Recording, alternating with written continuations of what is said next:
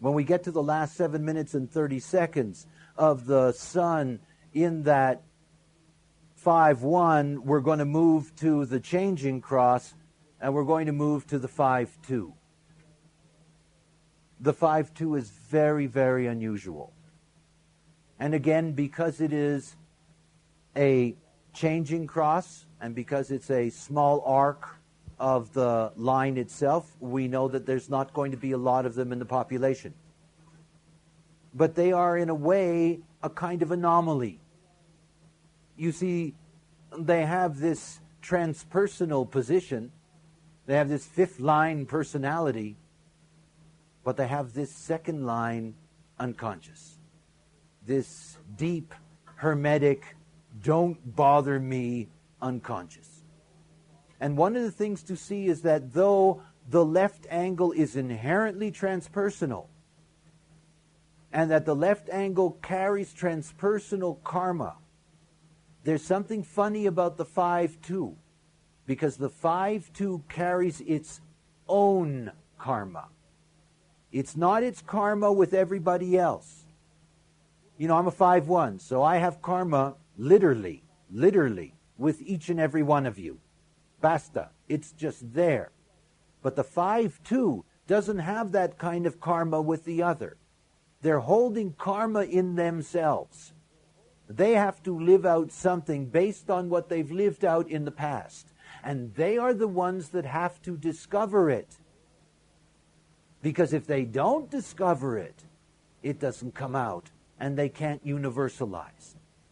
Now, what they literally are looking for in that sense is that they are looking for self-motivation. This is the only one of the 12 profiles that is rooted in self-motivation.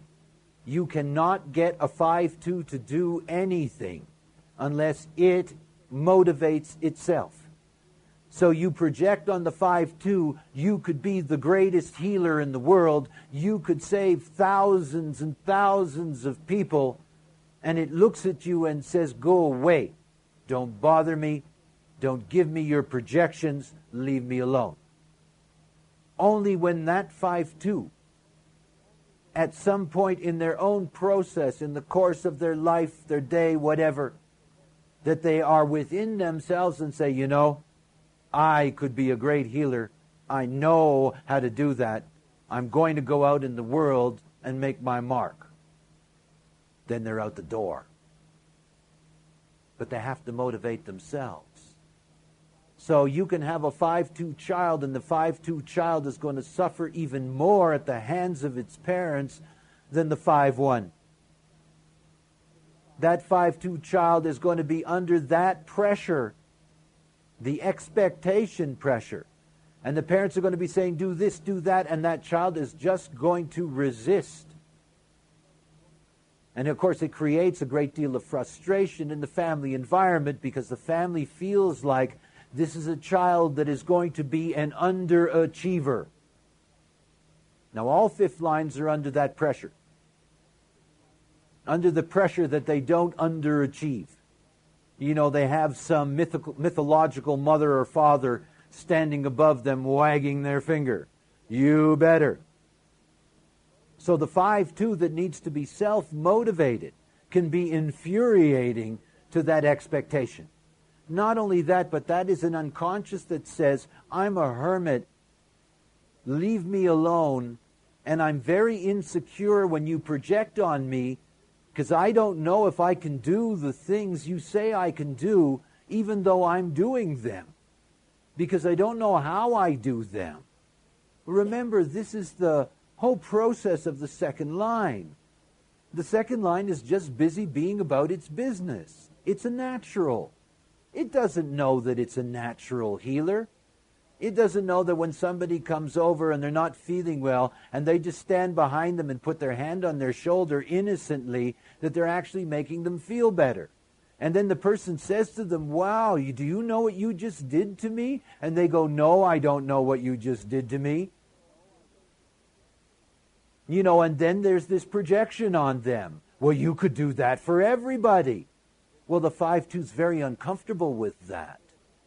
They don't know what they just did. They don't know how that works, and they don't trust in it at all.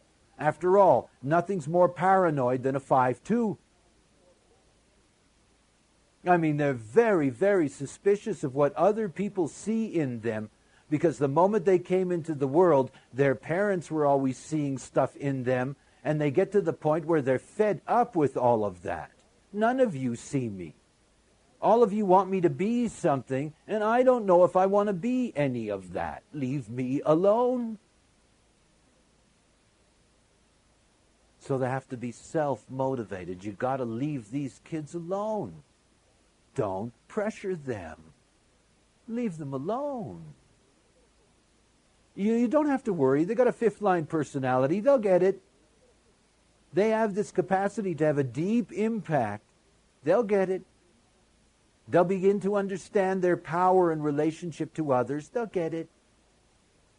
But if you put all that pressure on them when they're young, you distort all of that.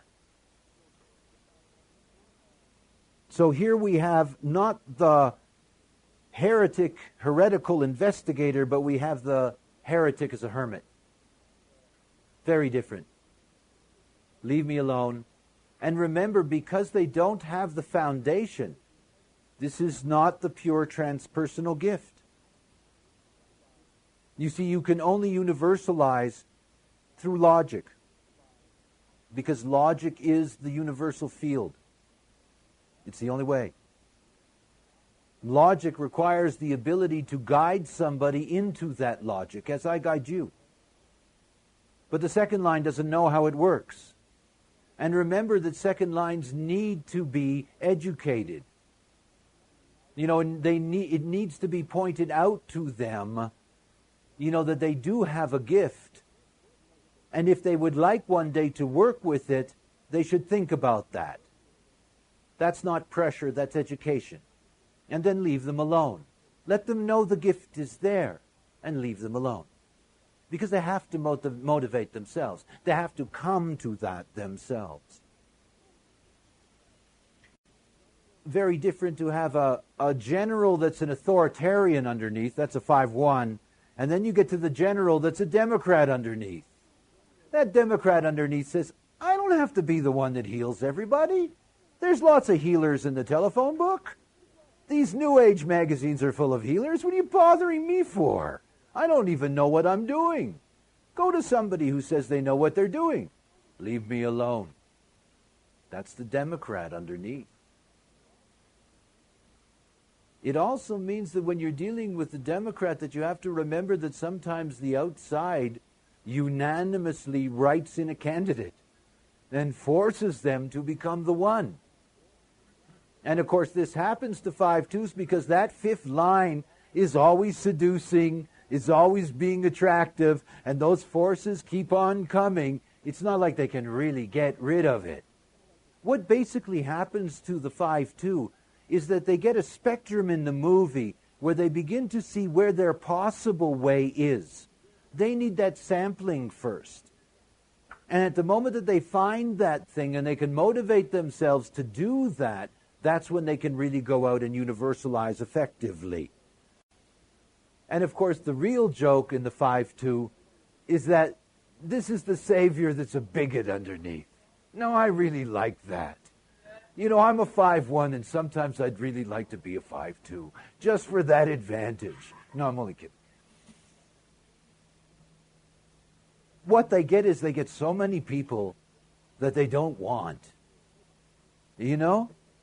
If you're a 5-2 and you're a healer, you heal all kinds of people you don't necessarily want to heal. I mean, you know, what are you going to do? You get all kinds of people that you just don't want to heal. And then you become very disappointed in them. You begin to see that, you just begin to learn that there's all kinds of people, and sometimes you really enjoy what you're doing and sometimes you don't. You know, this is part of the whole mentality of the second line, is that because it's always being pressured by the outside, it really begins to dislike a lot of people. it begins to see that they just are trying to use them. They want to get something out of it. It's not just the recognition. When people say to you, you could be this or that, there's something in it for them. The 5-2 knows that.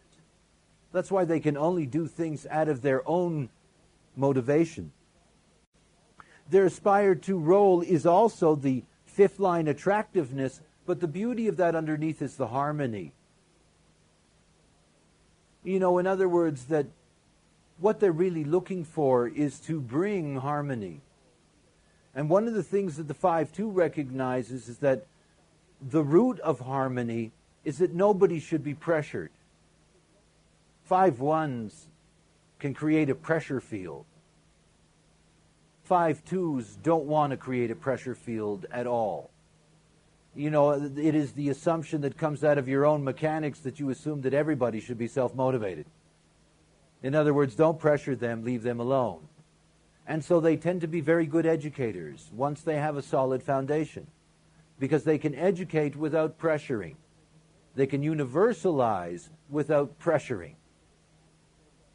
The 1-5 is very different. The 1-5 is ingraining an understanding of a heresy. That's something else entirely. The 2-5 is not doing that. It's just saying, let's take advantage of this. That's all. Let's be harmonious. Let's enjoy this. Let's not get caught up in the pressure of all of this. It's a natural tendency for the 5s, because of the way they're raised, because of the projection field around them, to want to eliminate that pressure in their life and ultimately eliminate that pressure in others. It's one of the dynamics of being universal. In other words, I want to take the pressure off of all of you. That's my job. The pressure was taken off of me, and I know that it's transferable. It's just understanding. So that's my job, take the pressure off of you practically. That's a theme for the fifth line. But of course, the 5-1 can get caught up in the need to prove itself. And the 5-2 has nothing to prove. That's the difference between them. I had to constantly go at it, make sure you get it. The 5-2 doesn't have to prove anything. The 5-2 doesn't care about the basis, doesn't have to. It just says, look, this works, try this. Now, obviously, if it's not practical, they'll get punished. But if it is practical, it takes the pressure off of the other. And they can be very powerful universalizing forces.